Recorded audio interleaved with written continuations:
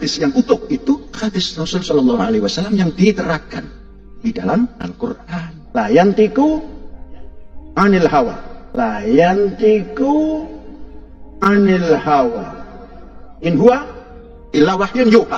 Jadi nutupnya daripada Rasulullah Shallallahu Alaihi Wasallam, dzalika huwa Al-Quran, ayat Al-Quran. Oh iya, satu lagi nih. Ayat tadi itu ada yang salah dikit. Bukan la yantiku anil hawa, tapi wama yantiku anil hawa. Si Panji Gumilang ini dengan gelarnya Syekh Profesor, tapi bisa dikuliti oleh mantan alumni Ponpes Al Zaitun, Bang Reza ini ya. Jadi tertakluk kepada pendapat orang. Yang orang itu kita belum paham. Imam Bukhari ada di Rusia, begitu jauh. Belum ada IT. Nah, yang dikatakan hadis yang utuh itu ya hadis Rasul Shallallahu Alaihi Wasallam yang diterangkan di dalam Al-Quran. Mau mengkritik Imam Bukhari, la haula wala quwwata illa billah.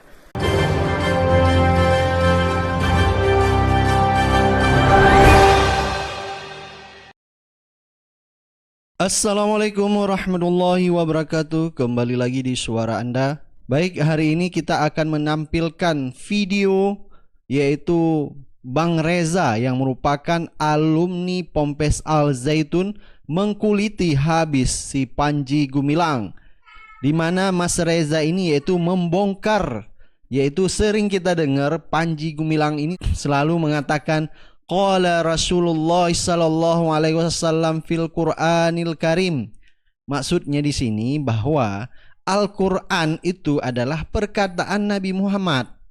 Jadi selama ini mungkin dari kita itu tidak ngeh, dan ini sampai di setiap khutbah Jumat santrinya Ponpes Al Zaitun ini selalu mengucapkan qala Rasulullah sallallahu alaihi wasallam fil Qur'anil Karim. Jadi sama Mas Reza ini merasa itu biasa, adalah demam panggung atau apa. Ternyata maksud dari qala Rasulullah sallallahu alaihi wasallam fil Qur'anil Karim yaitu itu adalah Quran perkataan Rasulullah. Nah, ini jadi waktu Mas Reza sekolah dulu di Ponpes Al Zaitun ini katanya belum ada penyimpangan seperti itu gitu loh. Dan Mas Reza ini juga mengkuliti si Panji Gumilang. Masalah si Panji Gumilang itu meragukan Imam Bukhari gitu loh. Jadi menurut Panji Gumilang tidak perlu bermazhab. Baik, untuk lebih jelas langsung aja kita simak video Mas Reza tersebut. Lagi-lagi ada yang aneh nih. Coba dengar. Qala Rasulullah sallallahu alaihi Qur'anil Karim. Qala Rasulullah sallallahu alaihi wasallam fil Qur'anil Karim. Ini kelihatan memang demam panggung, kayak grogi, karena ini kayak sepertinya sedang khutbah. Tadi kita dengar qala Rasulullah sallallahu alaihi wasallam fil Qur'anil Karim. Coba perhatiin lagi deh.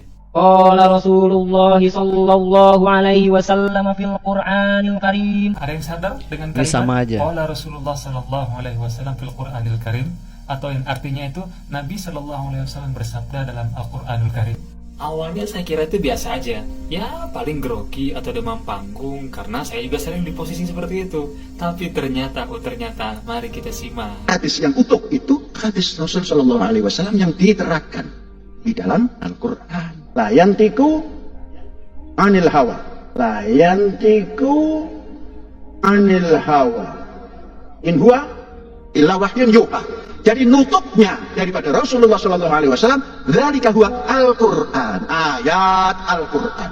Qala Rasulullah fil Qur'anil Karim. Itulah pernyataan si Panji Gumilang yang mengatakan bahwa hadis yang sebenarnya adalah apa yang terdapat dalam Al-Quran. Makanya dibaca qala Rasulullah sallallahu alaihi wasallam fil Qur'anil Karim dengan mengutip sebuah dalil dalam Al-Quran, yaitu surat An-Najm ayat 3 dan ayat 4. Satupun literatur yang saya baca itu nggak ada tuh ulama-ulama itu membaca Al-Quran seperti itu.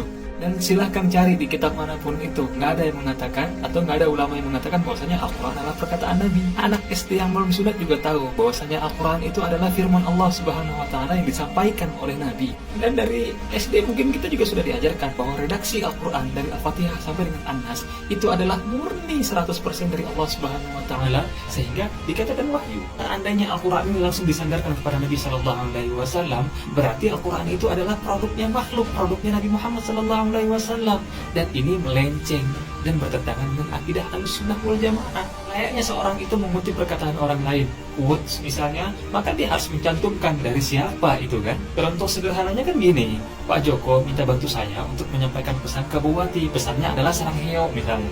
Nah, pesan Pak Joko tadi saya sampaikan itu ke Bupati, Pak Joko bilang sarang heo, kan gitu. Karena seandainya nggak saya cantumkan nama Pak Joko tadi, berarti kata sarang heo itu dari saya. Masa gitu aja nggak ngerti sih? Kan udah prof dengar. Inilah awal dari kekacauan ketika salah ataupun keliru dalam mendefinisikan apa itu Al-Quran. Coba kita simak lagi nih. Hadis Rasul itu dipilah-pilah oleh manusia. Masa ada hadis, oh ini dhaif. Masya Allah, kanjeng Nabi didoifkan. Oh ini mutawatir, disepakati. Ini mutafakun alaih. Jadi tertakluk kepada pendapat orang. Yang orang itu kita belum paham. Ini lebih ngeri lagi nih, bahwasanya Syekh Panji Gumilang secara terang-terangan mengungkapkan sikap skeptisnya terhadap ulama ahli hadis. Semua umat Islam itu tahu tujuan dari memilah-pilih hadis itu bukan karena kepentingan perut dan hawa nafsu, namun agar originalitas terhadap suatu hadis itu bisa dipertanggungjawabkan, makanya harus divalidasi. Untuk memvalidasi dibutuhkan ilmu atau alat, dan alat atau ilmu ini disebut dengan ilmu hadis. Untuk Al-Quran ada namanya ulumul Quran, dan untuk fikih ada namanya usul fikih. Nah, nggak tahu tuh, bisa itu diajarin nggak?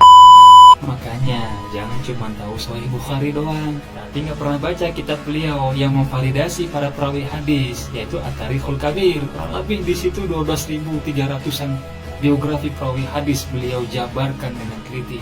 Lah ini bahasa Arab pas-pasan, Al-Quran nggak hafal, tafsir jangan ditanya, fikih setengah-setengah.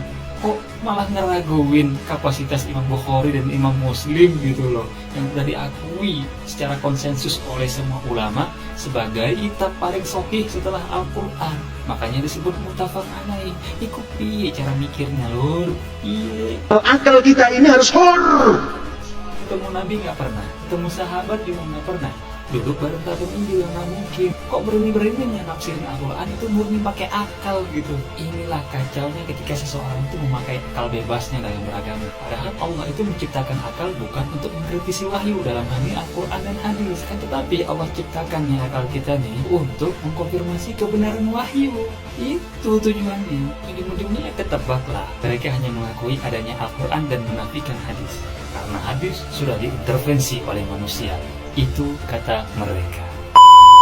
Oh iya, satu lagi nih. Ayat tadi itu ada yang salah dikit. Bukan la yantiqu anil hawa, tapi wa ma yantiqu anil hawa. Tadi kita udah lihat ya. Ini sudah hebat Mas Reza daripada si Panji Gumilang. Si Panji Gumilang ini dengan gelarnya Syekh Profesor, tapi bisa dikuliti oleh mantan alumni Pompes Al Zaitun, Bang Reza ini ya. Jadi ada orang bilang, ngapain kita berguru sama Imam Bukhari, ngapain kita percaya sama hadis Imam Bukhari. Dia pikir Imam Bukhari ecek-ecek seperti dia. Si Panji Gumilang ini aja levelnya nggak ada apa-apa sama alumni Pompes Al Zaitunnya itu yang begitu hebat menjelaskan tentang apa yang dia ucapkan. Memang kalau kita lihat Panji Gumilang ini ya, ilmunya itu kalau kita lihat nol besar, nggak ada apa-apa. Baik, langsung aja kita lihat video Ustadz Abu Somad menjelaskan siapakah Imam Bukhari. Kok bisa hadisnya kita pakai? Imam Bukhari meninggal tahun 256. Kalau satu orang umur 50, berarti jarak dia dengan Nabi 5 generasi. Kampungnya di Bukhara. Bukhara itu sekarang Uzbek, Pakistan, Afghanistan, Uzbekistan, Tajikistan, Kirgistan. Jajahan Rusia. Bukan orang Arab dia. Namanya Muhammad. Nama ayahnya Ismail. Nama atuknya Ibrahim. Nama unyangnya Mughirah. Ayah, atuk, unyang. Di atas itu apa lagi? Unyung. Muhammad bin Ismail bin Ibrahim bin Mughirah bin Bardisbah. Panji Gumilang mana tahu dia nasab Imam Bukhari. Orang yang melabelkan dia profesor dan syekh itu mungkin sama ngawurnya sama kayak Panji Gumilang. Tahu nggak dia nasab seperti Ustadz Abdul Somad? Inilah Ustadz Abdul Somad yang memang gelar profesor sesuai dengan hebatnya beliau cara menjelaskan dan punya luas ilmu. Nggak seperti si Panji Gumilang. Asal ngawur aja cara ngomongnya. Muhammad bin Ismail bin Ibrahim bin Mughirah bin Bardisbah pergi haji. Dia tak balik-balik. Pergi haji, menetap dia di Makkah. Pergi ke Madinah. Mimpi dia memegang kipas, mengusir lalat. Tanyakannya kepada ulama, apa arti mimpiku tadi malam mengusir lalat? Kau membuang hadis palsu. Lalat itu hadis palsu. Imam Bukhari membuang hadis palsu dengan menyusun kitab Sahih Al-Bukhari. Makkah, Madinah, Syam, Mesir, Irak keliling. Berapa lama? 16 tahun keliling mencari hadis. Berapa hafalan hadisnya? Itulah hebatnya. 600,000 hadis, 600,000 hadis dalam kepala. Disusunnya lah Sahih Bukhari. Ringkas Sahih Bukhari 7.275 hadis. Yang dicarinya selama 16 tahun dipres menjadi 16 tatap muka. Potong semester dengan semester, libur asap 3 hari. Mau mengkritik Imam Bukhari. La haula wala quwwata illa billah. Jadi begitulah perjuangan Imam Bukhari, wahai anakku, mencari hadis Nabi. Dan meninggalnya pun dalam keadaan terusir, tersinggung Sultan. Sultan manggil Bukhari, Bukhari, sini, kau ajar anakku ya. Kata Bukhari, ilmu ini dicari, bukan diambil. Kalau anakmu mau belajar, datang dia ke majelis saya. Jangan saya datang ke dia. Tersinggung Sultan. Rupanya orang-orang penguasa ini suka tersinggung. Sikit-sikit tersinggung, sikit-sikit tersinggung. Itu makanya banyak mati cepat. Tersinggung. Di embargo majelis Imam Bukhari. Imam Bukhari tak boleh ngajar hadis. Embargo. Tak boleh ngajar, diusir. Kata Imam Bukhari, qad daqat 'alayya al-ardu bima rahubat. Sebelum ini lapang dunia ini. Aku mau pergi ke Mesir, pergi ke Irak, bebas. Sekarang sempit dunia ini. Faqbit nih, cabutlah nyawa aku ya Allah. Meninggal Imam Bukhari. Tapi sampai hari ini tak pernah dunia ini sepi dari mulut orang. Riwayat Bukhari, riwayat Bukhari, riwayat Bukhari, riwayat Bukhari, riwayat Bukhari. Setiap detik yang berlalu tak pernah kosong dunia ini menyebut riwayat Bukhari, riwayat Bukhari, riwayat Bukhari, riwayat Bukhari, riwayat Bukhari.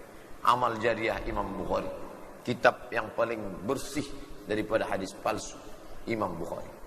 Ya, kita barusan sudah mendengar ceramah Ustadz Abdul Somad tentang Imam Bukhari yang memvalidasi 600.000 hadis.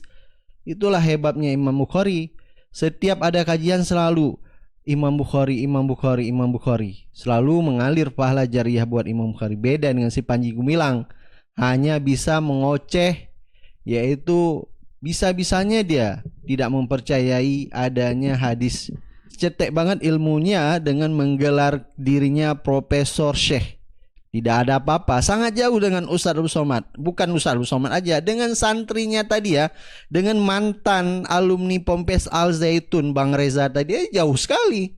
Cetek banget ilmunya. Mendingan syekh dan profesornya udahlah, nggak usah dipakai, bikin malu-malu aja. Baik, silakan Anda memberi komentar dan pendapat Anda. Kita akan ketemu lagi di video-video selanjutnya. Assalamualaikum warahmatullahi wabarakatuh.